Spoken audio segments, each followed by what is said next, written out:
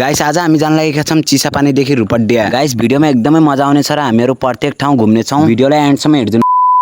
हे what's up guys, welcome to my mini blog. Guys आज हामी जाने छौं चिसापानीदेखि रूपड्डिया। फाइनली गाइस हामी एकदमै रमाइलो गर्दै कोलपुरनिर नि पुग्छौं। कोलपुरको त गाइस मेन चौक एकदमै बवाल पो रहेछ। गाइस कोलपुरको हाइवे पनि एकदमै बवाल पो रहेछ। हजुरहरु कोलपुर आउनु भए कि नै कमेन्ट गर्नु होला। फाइनली गाइस हामी केही समयपछि फाइनली नेपालगञ्ज पनि पुग्छौं। गाडीमा बसेको हुनाले गाइस म बाहिर उत्तेर राम्रोसँग भ्यू देखाउन सकिन। भर्खरै गाइस हामी दम्पतिनिर पुगेछौं। हजुरहरुले देख्नु भएकै होला दम्पति चौक त। गाइस आजको हाम्रो भिडियो रूपड्डियासम्म हुनेछ। गाइस फाइनली हामी रूपड्डियानिर रहेको इन्डियाको गेटनिर नि पुगिहाल्छौं। यहाँ त गाइस पुरै पुलिस चेकिङ पो गर्ने रहेछन्। ओहो गाइस यहाँको मान्छे हेरेर त म दंग पो परे। यताउता घुम्दा घुम्दै हामीहरुलाई अलिअलि सामान पनि हामी किनिहाल्छौं र अब घरतिर फर्किने मन गर्छ हामीलाई नि। घरतिर फर्कियौं भन्ने टाइममा गाइस भोक पो लाग्छ र हामी खाजा खान बस्छौं। फाइनली गाइस हामीले खाजा साजा खाएर हामी फेरि नेपालगञ्जको तर्फ लाग्छौं। फेरि गाइस नेपालगञ्जदेखि कोलपुर, कोलपुरदेखि चिसापानी जान त गाइस मलाई एकदमै झ्याउ लागिरहेको थियो। दाइले नि अलिअलि गेटअप सेटअप किनेर फेरि हामी लाग्यौं बागेश्रीतिर।